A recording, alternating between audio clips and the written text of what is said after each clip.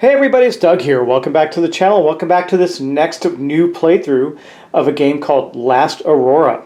Now, one of my favorite genres is definitely post-apocalyptic.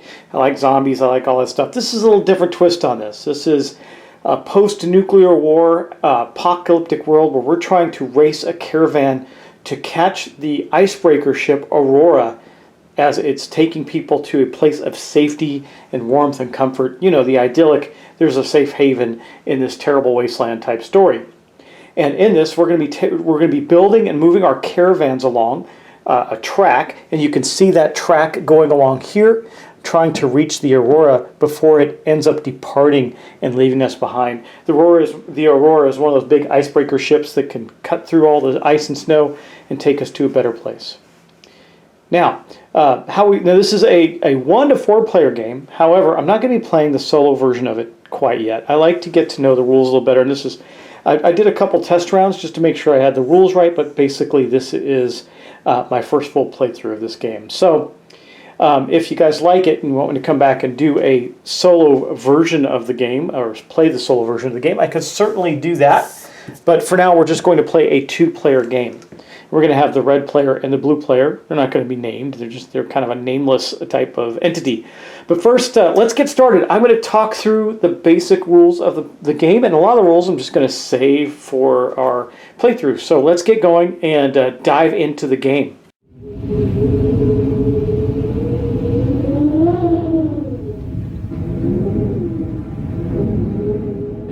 All right, y'all, here we go. So, like I said in the beginning, you're going to be playing a group of explorer, or not explorer, but survivors trying to bring your caravan to the Aurora, the icebreaker Aurora, before it leaves the area. And to do that, we're going to take a number of turns. We're going to take a turn where we explore. We can do as much of that as possible based on the characters that we have in our tableau, which I'll show you in just a moment. And as I said, we're going to move along here. We're going to collect gas cans. We're going to collect items and help find things to help speed our way through here as quickly as possible while building up the strength of our caravan to get us all the way to the end. Now, in the setup, there's a couple of important things I'm just going to go over, and that is putting out these tokens. All of these tokens have this back on them, and essentially all you're doing is randomizing them and putting them out. You can see I got a pretty bad string of luck right there with the radioactive areas, or they call it contamination, because it couldn't be more than just radiation. It could be bad water. It could be all kinds of things. This contamination. And when you land on those, you have to take the action. So you want to try and bypass those if possible. Now, one of the first things you have to do when you're setting up is after laying out the board and putting out the tokens, is laying out this deck, or setting up this deck rather. You can see we're playing on the alpha map, which is the basic beginning map. And you can see a little chart here based on the number of players you have, how you're going to seed this deck. Now, this deck is all the encounters and things we're going to uncover. There's 1, 2, and 3. And we seeded this deck with additional cards marked with a little plus sign, like this one here, that go into the deck and build it up based on the number of players to give you the right amount of cards for the game. So what you're doing is in a weird order. They got this reverse and forward turn order thing that's interesting. You'll see how that works, where like, for example, when you're exploring, it's going to go this direction, but when you're moving, it's going to go that direction, and it's going to rotate based on who's in the lead and everything. Probably a lot more of a dynamic situation if there's more than 2 players. Probably pretty dynamic if there's 3 or 4, but in this game you'll see it move a bit, I think, not too much. Now, this track right here is what the actions we take during the exploration phase, and you can see they're numbered 1, 2, and 3, and that equates to the exploration value, the skill of our characters that we can send on explorations. This is the leader of the red player. Now, he has an ability that when he goes to exhausted zone, he can automatically go to the rest zone. I'll explain what that is later. And then we have our co-pilot, who only has a 1. So when you are exploring here, you get to pick one of these based on that value. You can beef up that value by 1 with food to give yourself a little more. Like if I want to use my co-pilot to get a 2, I can spend a food and do that. And what are all of these things? Well, there's 2 things you get out of taking the action here. One is you get whatever it is that's in the tableau during that round, and that will change round over round. Oops, I got this one fell out. I've got to put it back in. Let's make sure I'm not mixing it in with any 2s. I did do a little testing, so we'll reshuffle that stack right there. But this is what is out right now. Now these two ones are always out. They always start the game anyway. They're the a container that we can add to our caravan. And what we can do is we can take that, and optionally we can take the action above. So for example, if I had a lot of contamination, I could take this container and then cure 2 in contamination tokens off of my character. And they're bad because if the contamination tokens ever equal the value of your character, they die from contamination. This allows us to do repairs on our vehicles. Again, in the first few rounds, that's not that necessary.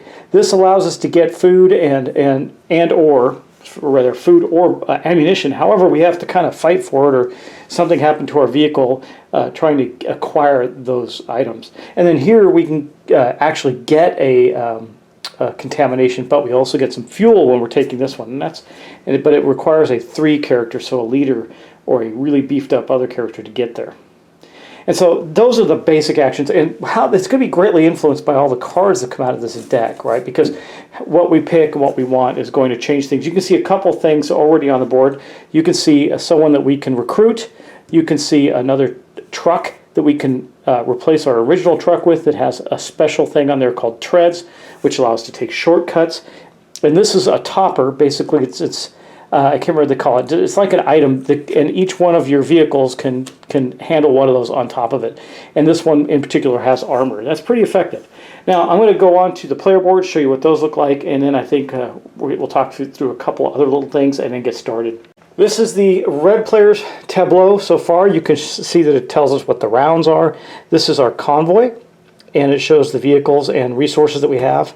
And then these are the people that we have in our convoy. You can see right now we have a leader and a co-pilot.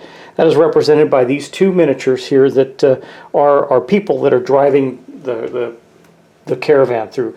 Now, I'm assuming that in some interesting way there's other people involved with this, but these are the ones that matter because they can do things, right?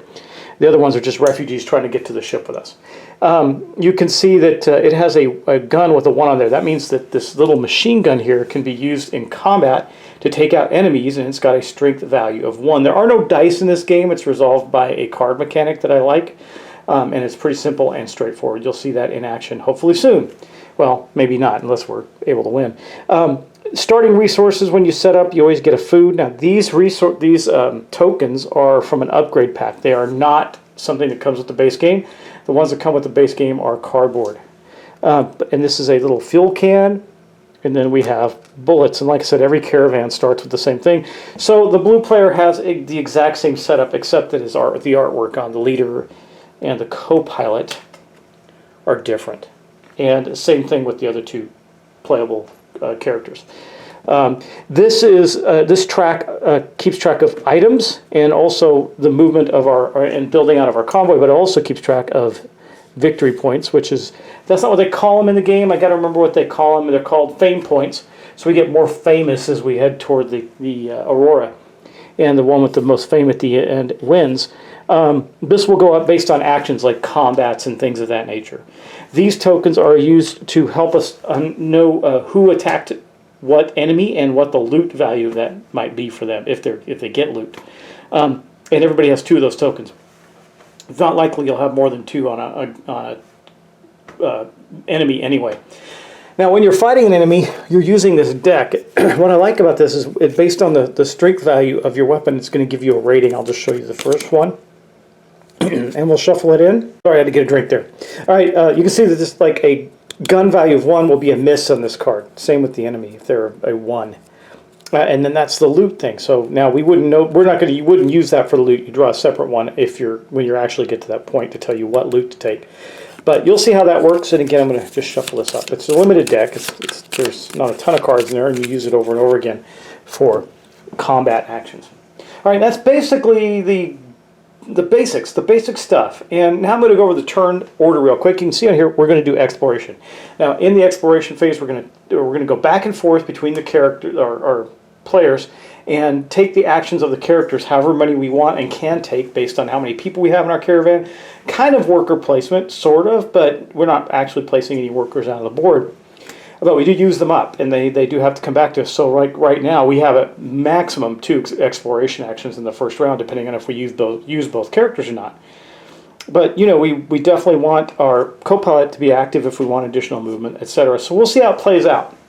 Then we go to our rest phase. That means that people in the rest zone will then move back over to the active zone. Simple as that. And then after that, people in the exhausted zone will move down to the rest zone. Then we go on to movement, and that goes in reverse order. So like we go to the exploration phase, it'll be red, then blue. Then in this round anyway, when we go to movement, it'll be blue, then red, and we can decide on how far we can move. Moving requires that we spend fuel, and each truck has a movement value. As you can see on the red player here, there's a 2. That is the movement value of the player, of the truck. However, the co-pilot, good navigator, can just squeak out a little more and give us a +1. Or if we're way behind, like 6 behind the other player, we can get another +1 for a +2. But they have to be active. So that's how that works. And then this holds stuff. There's other types of things we can get in the game. We can have a maximum of 3 of them. They're playable cards that break the rules, basically, like give us additional movement and things like that. Okay, then we get to fire weapons. So if we have an enemy that goes into our zone, there are 3 different areas, the valley, the coast, and the bay, then based on turn order, we'll fight them. And we can apply damage to them until they're destroyed. When they're destroyed, then we're going to check for loot. If they aren't destroyed, they're going to fire back at us and do some damage. Then we're going to do some end of the round cleanup. We're going to get rid of cards and do all that good stuff and continue on to the next round. So let's dive right in. I think that's a good enough explanation for now. You'll see how it plays out, and we're going to dive right in and see how it goes. So, as I said, the red player is going to go first, so let's go back to the board and see what they're going to do. So, because of the way the turn order works, we are going to go in red and blue, and I'll show you where it tells you about that. So, right here in the rule book, it says reverse turn order, the counter in the leftmost position goes first. So, in the exploration phase, we're going to go in reverse turn order. There's an example of that here, and that means that red's going to go, then blue. And then when we turn that around, forward turn order is the rightmost position, then going back the other direction. So kind of back and forth, there's some advantages to either or. However, right now we're going to look at what the red player wants to do during the exploration phase. And I think the simple answer is we're going to kind of go all out with him since he's got the first action. I think getting this armored piece would be really good. So we're going to use our leader to go here, for example. Now the problem is that in doing so, he will take a radiation, but we are also going to get a second gas can, and we'll get this item topper that we can put on our vehicle. So let's go back to the player board and take a look at that. Okay, so we bring him back. He's got the can of gas. We have 1 more space for it. That's awesome. And then he is going to go, he would normally go, in the exhausted zone because of his special ability, which says when you must move your leader to your exhausted zone, move him to the rest zone instead. He will go here, but he is weakened by contamination at this moment in time. And that's his action. Now we're going to go to the blue player. I think the blue player is going to be a little more conservative, and I think they are too going to send their leader, but obviously not for something as big and without contamination. So their leader's going to go into the rest zone there, and they're just going to take, I think, this rusty container to put onto their caravan, to their convoy. So that would mean that it just gets placed right there, and now we have additional spaces that we can place the stuff in, that we get 2 more places to place stuff. Plus we could put an adder on top of it. Before I forget, he did need to place this, and I guess he would have placed that armored piece right there on top of the first truck to take bullets as they go along the wasteland. That was for the red player. Now, all of these things are then going to move down and limit what's left for us to be able to acquire and the spaces with which we can acquire them in. So that means we go back. Now we both have our co-pilot still. Red player still has a co-pilot and is thinking, you know what, I think we're going to spend her, even though it'll limit our movement this turn a little bit. She's going to go to the exhausted zone, and we're going to pick up this, again, this rusted container, but almost as importantly, we're going to get to cure the contamination on our leader. And that's going to push these 2 down right here. And that leaves these 2 things in the zone right there that we can pick from. Now, I think we, because we're going to play it, we're going to get as much as we can out of this turn. So we are going to play our co-pilot for the blue player as well, and we're going to acquire another person. Now, when you acquire them, you don't get their stuff right away. Now, I'm not too whooped up about his special ability. It's okay, but he is another 2 person that we can expend during a turn. Now, he's going to go into the rest zone. That's where they go when you get them, so that when you go into the rest period, you get them back. And that's basically going to end our very first exploration turn. So let's move on to the rest phase. For the red player, that's going to be really simple. The leader's going to come back to here, and then the co-pilot's going to go down to here. That's it. Now, I could have spent food to already make the co-pilot go down there. The question is, did we want to? I think, yes, he would have done that. So we're going to say he spent the food first to make sure that the co-pilot was also in the rest zone, and move that person over too. That way they have the benefit. But they did spend the only food resource that they have. Now, it doesn't require a food for you to go out and explore. It just requires a food for 2 things. One is to beef up the value, or to reduce the rest requirement for the character. Now, the blue player could go crazy and spend their food as well. We know that in the rest phase, these 2 are going to go back and to here, but I don't think we will. I think she's just going to go there. That means she won't be available to our blue player next turn, but he has these 2 characters to explore with. So I think we'll be okay there.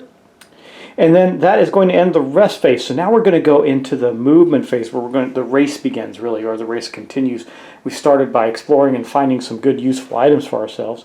Now, one of the things I will say about the trucks, if you probably didn't notice this, so I'll show you, is that they show how many containers, or how many attachments they can have. This truck here can have 2. So that's the maximum amount that it can have. So it's already at its maximum amount, unless we find some other ways to expand on that. And this space here, by the way, is a driver space. It must contain a person, the person that's driving. Now, if all your people die, you got to find that way to acquire somebody, because you won't have anybody to drive the truck, and that's crazy. I hope we need to be wiser and make sure that doesn't happen. But now we're going on to the movement phase. Okay, so we're going to go in reverse order for movement. Now, we don't have our co-pilot available for the blue player, so all that matters means he's going to move 2 this turn if he expends a fuel, which he will absolutely do. The blue player expends a fuel, and will move 1, 2. Now, the red player has a decision to make, because they do have their co-pilot and could move 3, but if they do that, then one of them is going to take some additional contamination.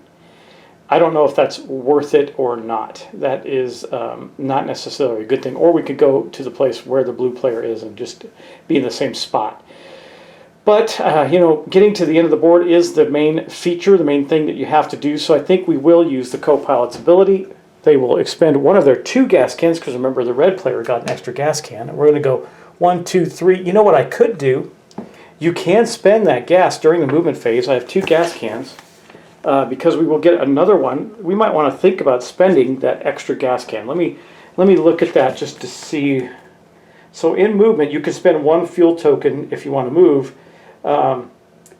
You can also move another space for each additional fuel token. While that seems kind of wasteful, we're going to get one anyway. So he's going to do that. He's going to spend the extra one. We don't want to stop on this contamination space. We'll stop on this fuel space where we'll get this token, and we'll get to take a gas can as a result of that, and that's pretty good. So there we go. So that was a pretty good rounds for the red player. I think they did pretty well there, but the blue player has extra people to work with. That could prove very, very valuable. And that's the movement phase. Now, there is a fire weapons phase, but there's nothing to fire at. We have no enemies on the board as of yet, so we will move to the end of round. The first thing that happens at the end of the round is the Aurora moves 1 forward. So you see how terrifying it is. We got to get there as quickly as possible. Now, here's the deal. Depending on the amount of players, these cards will move down and disappear. So right in a 2-player game, if these 2 slots are filled, there's no problem. If there's more, then those cards would go away and be replaced, but there aren't. So this will just move down here, and we're going to fill the entire row back up. So in the next slot, we have a watchtower. Now this is cool because the watchtower has a number of things. First off, it has an item or a gas can, so we can place those here. Right there, a crate full of goodies and a gas can, or a food source actually, or a gas can and some bullets. You get your choice of which one to take. It stays there until it's empty. That's pretty cool. Okay, next up we're going to have another person, a medic. That's very valuable. Now what does the medic do? It says move one survivor from the rest zone to the active zone. So if we had had the medic active in our blue player's turn, he could have had the co-pilot come right back on. Then we have a supermarket. That is good. It's also filled with some good resources there. A can of food, a gas can, or a can of food and ammunition. So let's get that out. And that's cool. So there's now we got some resources to go after. That's pretty awesome, and space for them, which is even better. And then last but not least, in this big 3 space, oh, the werewolves are coming out. So we are going to have a combat when the time is appropriate during this next round, and that is the official end of the round. So now we're going to go back, and we're first going to check for turn order. And to do that, I'm just going to remind myself exactly how we make sure that that happens, because it's part of the end of the round. So let me look at that real quick. We're going to turn order update at the end of the movement phase. We're supposed to do it at the end of the movement phase. I didn't do it then, so we'll make sure we do it now. Players must update their turn order table. The players whose convoy is in the front moves his turn order counter to the rightmost position. So, boom, there we go. That means he's going to get to move first in the next round. Yep, that's interesting. Okay, so now we have it kind of reversed, meaning that the blue player is going to explore first. And you can see how that kind of does a give and take there, right? So I think to start with, the blue player does not have any fuel, so I think we're going to send we'll send the preacher first over to that space there, and he will go into the exhausted area. He's going to explore, do I want food and gas or gas and bullets? We got one bullet still. I think we're going to take food and they have one food too. Let's do this. He's going to go, instead of here, because it's both 2, he's going to go to the supermarket. And the reason why is because he's going to take this fuel and this gas can here and put it on his tableau. So we got another thing of food and another thing of fuel. Oh wait, you know what? I got to be a little careful about that. I forgot he has an extra player. When you get an extra players, you need, of course, 1 slot. So I got to make sure there's 3 people in the caravan right there. That gives us 1 more space. Now, the problem with what I just did is maybe that wasn't the wisest thing to do. But I have bullets. I'm probably not going to get to attack more than once this turn, so I'm okay with it. I could have taken this, but I would take damage as well. So I think it's okay that we don't do that. All right. Well, that is the first action for the blue player. And I'm still learning, so I got to keep remembering to do things like put players out when we get active characters and things like that. All right, now the red player is going to go, and I think has no food, so we're going to spend their leader, and that will go into his rest zone immediately to acquire the preacher, or the medic rather, who will also go into the rest zone right there.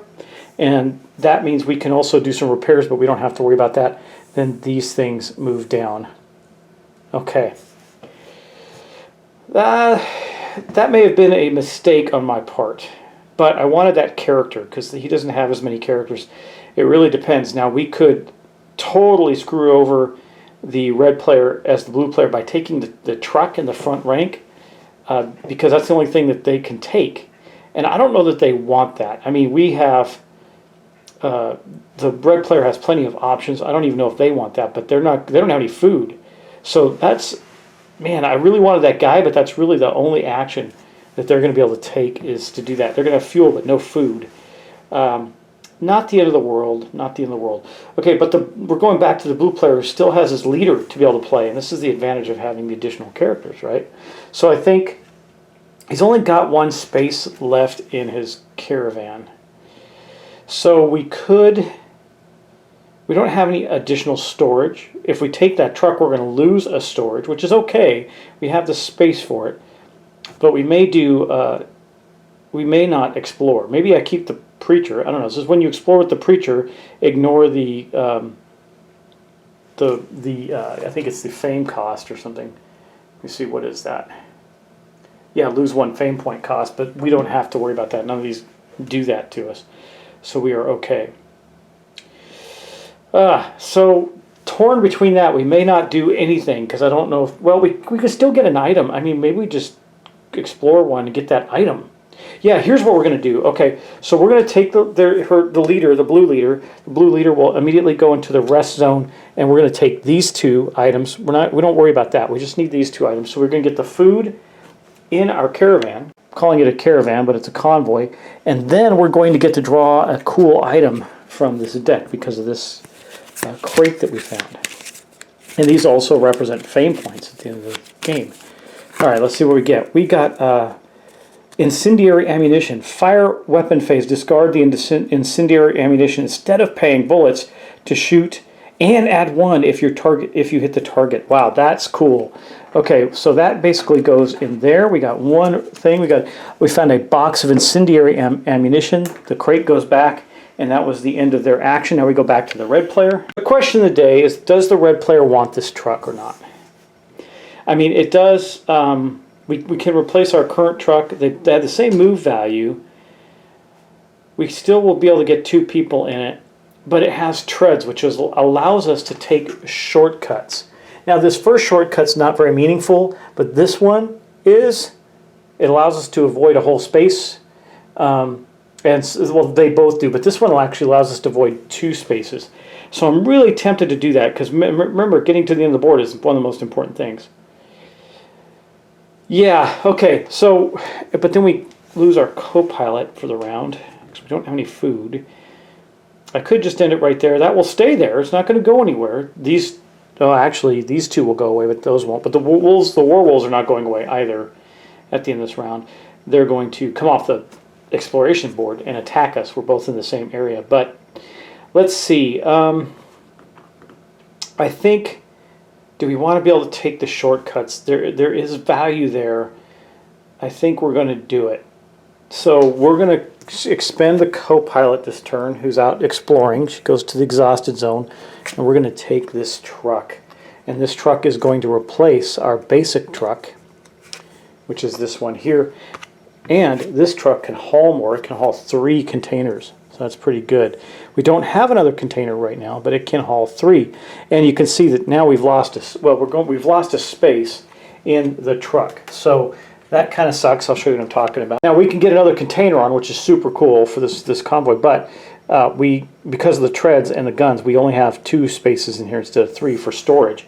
So it's okay, because we're not really missing anything in there yet until we gather some more resources. But there's also some good news in that these 2 will move down. We won't lose them next turn. So that is basically going to be the end of the exploration phase. We've done everything we can do. All players have gone. So now we're going to go into the rest phase. So in the rest phase, the medic and the leader for the red player will move into the active zone, and the co-pilot will move down into the rest zone.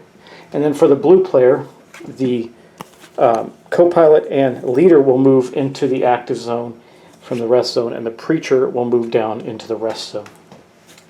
And oh wait, also, because we have 3 people now in this caravan, I do need to put a 3rd person into the red player's tableau. So they now have 3 people, fuel and ammo, no food, but that's okay. All right, now, so that's going to be the end of the exploration phase. We've done all that. We're good. We are then going to go to movement. Okay, so now in movement, we do go in reverse, in actually forward turn order, which is for some reason meaning forward. It's going to be the red player. So the red player is going to go first. The red player can get 2 movement out of it. That's it. So because they only have 1 gas can, and they're going to spend it. So they're going to spend 1 gas. Boom. There we go. But there's some good news for them. They're going to take the shortcut because they have treads now to run along there. And then they get to move 1 more to here. They're getting all the cool stuff, and they're going to get this this crate, right? And that means they're going to take a card from this crate resource deck. Let's see what we get.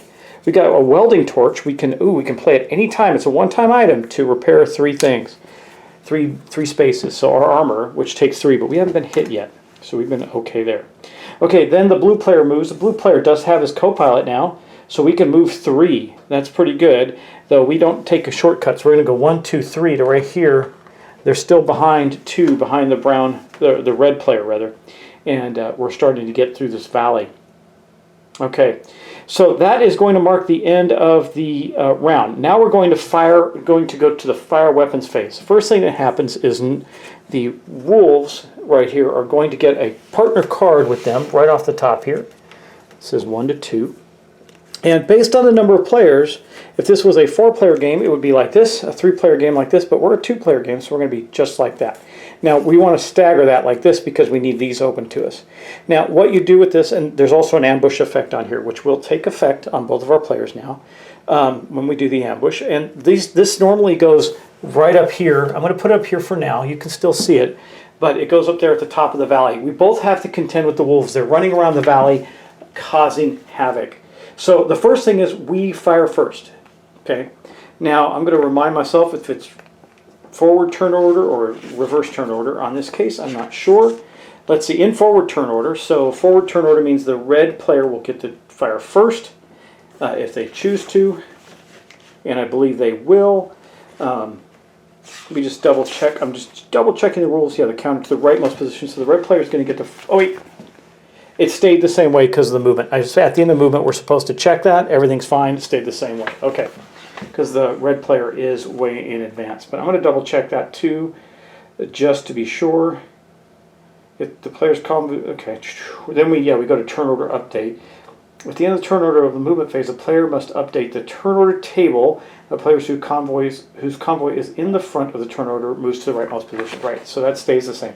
Okay, then we go to the combat section, or the firefight. We're going to shoot at the enemy. Okay, so in forward turn order, we're going to shoot, and here's how this works. Now, they're not shooting back at us yet. We're shooting, except for the ambush. We have to take care of the ambush. Now, what does the ambush do? Let's take a look at that. This ambush says that we're going to take a hit on any top row piece that we have. The only one that has a top row piece is our red player. So they will take one hit to the armor that they have on the top of their caravan. So that means that this token here will go right here. Okay? But now we get to fire at them. So they came in, they ambushed us, they shot up a bit of the armor on the front of our cool truck that we have now, our better truck. And they will then... we will then fire back at them, and since we're first, the ambush would take effect on both players, not in any player order. It would just happen. But now we're going to fire back at them, and how that works is we have one gun and we have one set of bullets. So we're going to shoot away, and we're going to draw a card from here to see if we hit. So let's just give it a quick shuffle. I don't know if you're supposed to shuffle it up or not, but here we go. Okay, we got a miss, so we actually missed in that and did not hit the enemy with that shot. So that was not good, so we shot at him and missed. We got no damage. We don't get to place down any tokens on the enemy. Okay, so now that I've shuffled this up and we played one card, I will not shuffle it again. We'll just continue to draw from it until we, until we deplete the deck, and then we'll shuffle. So our blue player has ammo, but more importantly, since the other player didn't do any damage, we need 2 points to destroy the werewolves. So we need to fill both these boxes to kill them, and I think we want to. I'm just going to put that there for the moment. So I think we're already going to use, this may be the bad time to do it, but I don't think it will be. We're going to fire the weapon, discard the incendiary ammunition, instead of paying 2 bullets to shoot, and add 1 if you hit. So we're still taking a risk because we don't know if we've hit or not with our 1 rank gun. So let's see if we get lucky and hit. We do, but our gun jams. That's a bad thing. So we smacked him. Let me see what the gun jamming. I can't remember what the exact effect of that is, especially since we played this interesting card. It says jam. The weapon used in the attack is damaged. The player must immediately place a damage counter on the cargo box for the weapon. Okay, and then we're going to have to fix the weapon. But we do get the 2 attacks. So here's what's going to happen. So we blasted the werewolves. There's 2 hits there, and then we also had our weapon jam, so we're going to place a token right here. So we're definitely going to want to be doing some repairing next turn. We don't want to be driving around without a weapon. But let's go back to the board. Okay, now we get to take these 2 tokens off. We have defeated them. And basically when we defeated them, we would have placed, for each hit, we would have placed these tokens on there. So we're going to then take this and see what we get in loot, and it is on the other side of this card. So we are going to, we get this armored, that's pretty cool. So this is going to go on top of our caravan.